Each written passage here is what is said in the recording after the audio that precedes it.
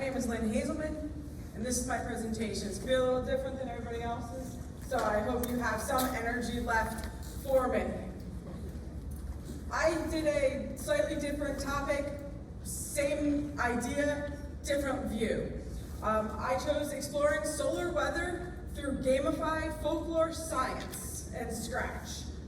Wow, that's a mouthful. Don't worry, we're going to explain it. Okay, who am I? Again, my name is Hazelman. I've been teaching for 19 years or something like that. After a while, I think we all forget how many years we've been teaching. I'm currently at JFK in Paterson, New Jersey. I have a degree in technical education, also known as industrial arts from Millersville University. I have an Ed Leadership Master's from the RTC as part of TCNJ. I have the gifted education. I am the RET teacher. This is my second year. I also do the teach non-public after school. I'm a boy mom, I'm a dog mom, and this year I got to be a lacrosse coach. Okay, I also game, stream, content creator, abstract thinker, and now I've decided, since I was bored, I'm gonna learn sign language so I can teach my deaf puppy. Okay, so I wanted to do something a little different than looking at all the data that everybody else looked at. I said in a meeting one day, I said, this is kind of like those flat earthers. Things not to say at an NJIT campus lecture. Okay. Although I knew what I was saying and everybody that was with me knew what I was saying, it was one of those, oh wow, did I just say that out loud moments? Yes. So I am one of those, I doubled down. I said, well, everything that we're learning about, they started researching it once we started researching it, but people had to know this was happening before, so where did that come from? So let's look at the folklore. My purpose was to share a lesson in which students use Scratch, which is a Blockly coding program, to illustrate their understanding of solar weather, the science, the myths and folklore, and the explanations of the solar phenomena. Okay? Phenomena explained by science and folklore. The eclipses, the auroras, and the supernovas. Okay, quick question before I start by raising your hand. Before today, had anybody heard of the Carrington event? Awesome. Okay, how about solar flares? Has everybody heard about those? Okay. How about the northern lights or the aurora borealis? Awesome. How many of you have seen the movie Frozen or Brother Bear? Well, then you know about everything that we are talking about. You just didn't know that. And my last question is, do you think Hawaii has ever seen solar flares? Yeah. Okay, it didn't play, because I had the sound. We've been having problems, Okay. that's why we have... You guys know the song. If you don't, look it up.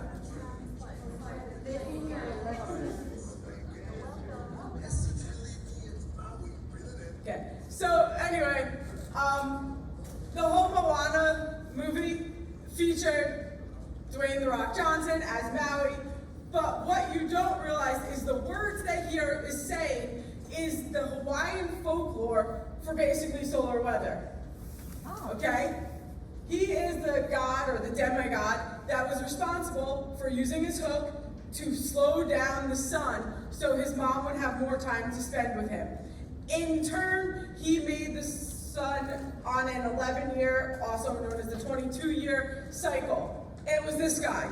But they don't tell you that in Moana, but if you do some research, you'll see it. So now I just have to figure out how to go to the next slide. I always get that. Okay, science versus folklore. Science, the cause of the aurora borealis or the northern lights is particles colliding with the atmosphere. The interpretation, natural phenomenon.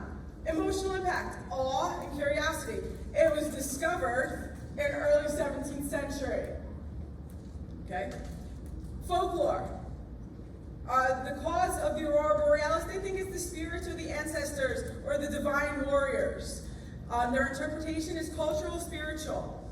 It's reverence and there's connection with it. And it was discovered at the dawn of time. There's always been northern lights. But humans, there wasn't northern lights before, I believe, Galileo. I'm not, never mind. They started calling it the Aurora Borealis. Okay? We have to find the middle of it. It started, it's explainable, but we just think it's pretty cool. Okay? And I wanted to teach my students about both sides. Dr. Herbert said, that's great, Lynn, but what about computer science? You're a computer science teacher. I said, oh yeah, about that. So I said, well, I want my kids to learn how to make a game in Scratch.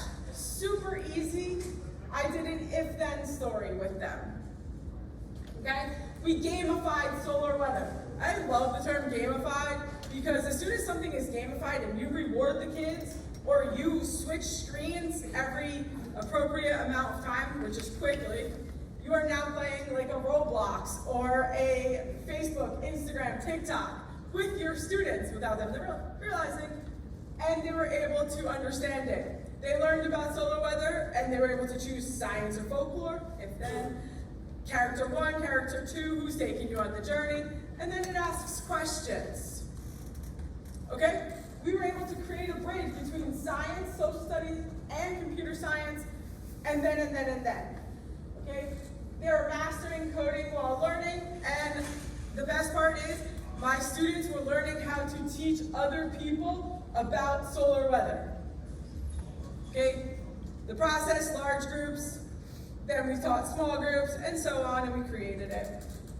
And then in the background, I created a website, I had wonderful grad students at Montclair University that created a awesome storytelling site for me. My grad students were awesome. They did all of this work. And then I said, okay, well, what's next? I'm done with this one, I want to go on the next one. Dr. Herbert said at the beginning of all of this, I want you to make a game. And I said, no, I want to make a website. You know what happened when the website was handed to me fully developed? I'm ready to make a game. My grad students were awesome, and I didn't tell them that because I didn't want to break their hearts. But it was, please check it out. Website though. Can Yes. you put that? Is it fully migrated yet? Yep. We've been having to migrate. We've had migration issues with graduation. So this is the website, and there's there's an interactive map of where all the tribes were that were able to see the stuff, and we've been working on getting the legends and talking to different tribes to get their legends. So it's pretty neat. I know it's a science convention, I shouldn't use the word neat, but that is it. And then for all of those that weren't able to join us as what I call Nerd Camp, because all we do is sit about and talk about computer science and all of this, and then they have to put up with me talking about folklore and mythology. But in your real world, if you go, I heard solar flare on the news or something, am I going to be able to see the northern lights? I think that's always been a dream, before I even knew this. I want to see the northern lights. Okay, I don't want to see a red northern light, just saying, but I want to see the purple and the green and the blues.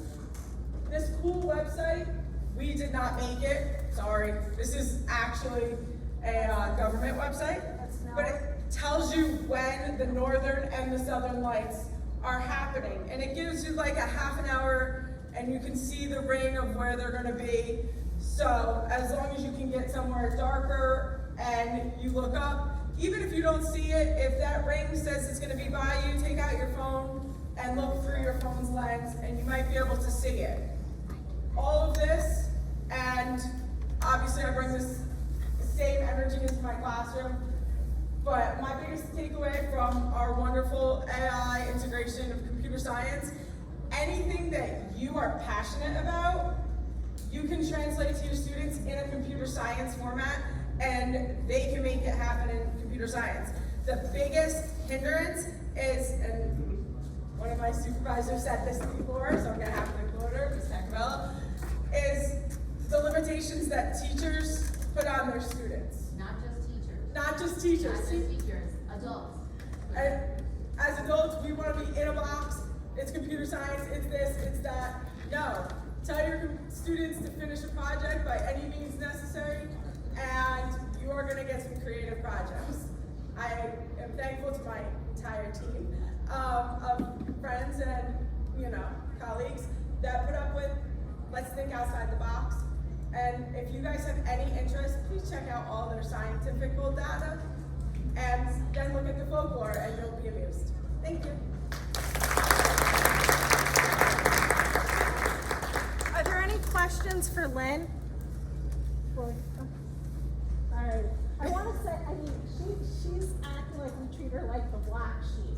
We love her research, and we have other teachers who've been interested in sonification of space weather to understand how music can be involved in this. And it's actually amazing. Like, we started today thinking this is highly scientific, but slowly we can piece out parts of almost every part of the curriculum to then involve space weather with. And when I see what, Lynn's like, well, and then I put computer science. What I'm seeing is an awesome data visualization tool that she created for Aurora that allows students to explore. And that is a very significant contribution. So thank you, Lynn.